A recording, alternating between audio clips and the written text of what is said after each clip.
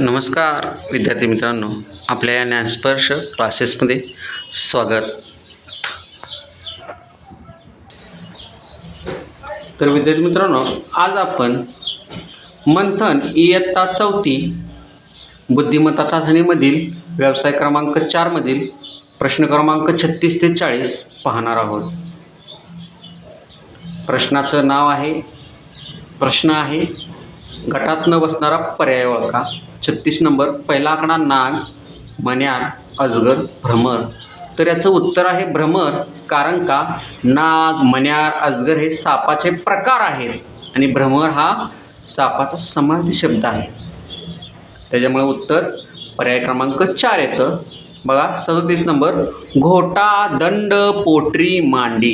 आता ह्या ठिकाणी घोटा, पोटरी, मांडी हे पायाचे पार्ट आहेत, अवयव आहेत, भाग आहेत. दंड हा हाताचा भाग आहे, त्यामुळं दंड हे उत्तर येतं. आता बघा 38 नंबर, परिचारिका, रोगी, औषध, डॉक्टर. आता परिचारिका, रोगी, डॉक्टर हे मनुष्य आहेत, म्हणजे मानव आहेत थोडक्यात. त्या ठिकाणी असलेली मनुष्य माणसं आहेत.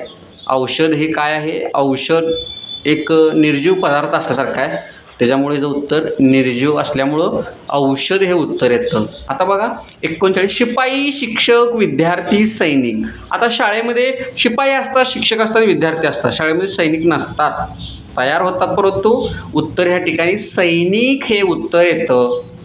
बघा 40, फलंदाज, गोलंदाज, चेंडू, पंच. आता मगासारखंच आहे सेम. फलंदाज व्यक्ती आहे, गोलंदाज व्यक्ती आहे, पंचसुद्धा व्यक्ती आहे आणि ह्या ठिकाणी चेंडू मात्र काय आहे? चेंडू मात्र वस्तूचं नाव आहे. फलंदाज जो की आपण बॅट्समन म्हणतो, गोलंदाज बॉलिंग करणारा आणि पंच म्हणजे अंपायर म्हणतो आपण. चेंडू हा शब्द वेगळा आहे, त्यामुळं उत्तर चेंडू असं येतं. या ठिकाणी तुम्ही पाहू शकता पूर्ण 36 पासून 40 पर्यंतचे प्रश्न आणि त्यांची उत्तरं ह्या ठिकाणी मी गोल केलेली आहेत. तुम्हाला सुद्धा असं गोल व्यवस्थित करायचं आहे. मंथन इयत्ता 4थी. पुढील व्हिडिओसाठी लाईक करा, शेअर करा आणि आपल्या चॅनलला सबस्क्राईब करा, जेणेकरून पुढील व्हिडिओ लवकरात लवकर तुमच्यापर्यंत सर्वप्रथम पोहोचतील. धन्यवाद.